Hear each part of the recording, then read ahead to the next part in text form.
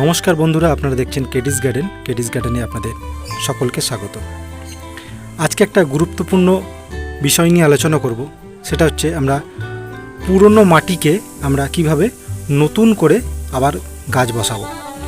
সমস্যা যেটা হচ্ছে অনেকেরই, সেটা হলো গাছে সব ধরনের আমরা সার প্রয়োগ করছি, সেটা কেমিক্যাল হতে পারে বা জৈব হতে পারে।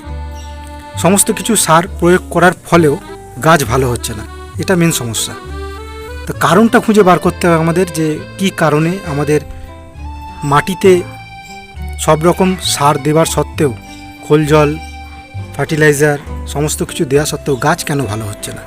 তার কারণ হচ্ছে আমরা যখন মাটিতে সার প্রয়োগ করি, সেই সার প্রয়োগ করতে করতে মাটিটা অ্যালকালাইন হয়ে যায়।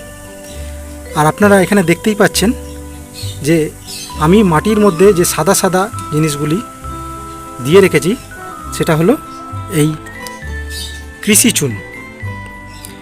এই কৃষি চুন আপনারা 8-10 টবের জন্য 2 মুঠো কৃষি চুন আপনারা এই মাটিতে দিয়ে দেবেন। এর ফলে কি হবে, মাটি যখন অ্যালকালাইন হয়ে আছে, এই চুন সেটাকে নিউট্রাল করতে সাহায্য করবে, অর্থাৎ অ্যাসিডিক আর অ্যালকালাইনের মাঝামাঝি মাটিটাকে তৈরি করতে সাহায্য করবে। আর অবশ্যই এই সব যে পুরনো টবগুলি দেখছেন, এই টবগুলিও আপনাদের এই চুন জলে ভালো করে ওয়াশ করে নিতে হবে, যাতে না কোনো ফাঙ্গাস আক্রমণ করতে পারে। তো দেখুন, এই আগের বছরের টবের মাটি আমি এখানে ঢেলেছি, আর 2 মুঠো চুন আমি ছড়িয়ে দিয়েছি। আর এর সাথে আমি মেশাবো সুপার ফসফেট, যেটা গাছের রুট ডেভেলপমেন্টে খুব ভালো কাজ করে। আর তার সাথে মেশাবো হাড় গুঁড়ো আর শিংকুচি।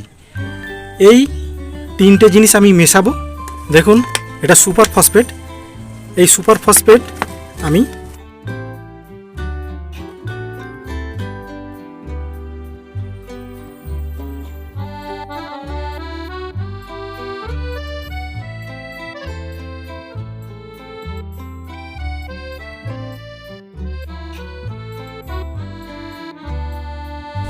এইভাবে সুপার ফসফেট আমি মিশিয়ে নিলাম।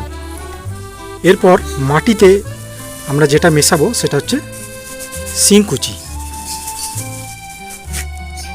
এই শিংকুচি একদম ডাস্ট আকারে পাওয়া যায়, কোনো কোনো জায়গায় দেখবেন একটু ছিলকা থাকে। তো আপনারা চেষ্টা করবেন একটু ডাস্ট ফর্মে নেওয়ার। এটা ডাস্ট ফর্মে নিলে কি হয়, মাটিতে খুব তাড়াতাড়ি মিশে যায়।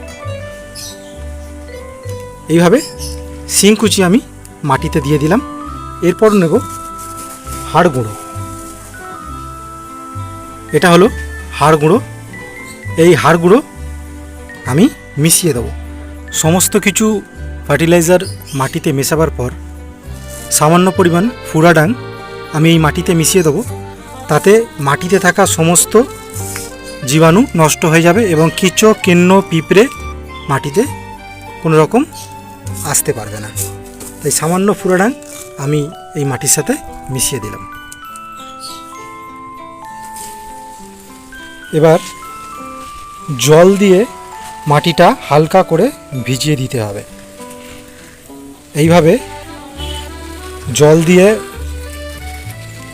উপরিভাগটা সামান্য একটু ভিজিয়ে দিতে হবে। এইভাবে খোলা রোদে ফেলে রাখতে হবে অন্তত 3 দিন। 3 দিন এইভাবে ফেলে রাখার পর আবার মাটিটাকে ভালো করে মিশিয়ে আমরা গাছের জন্য প্রস্তুত করব।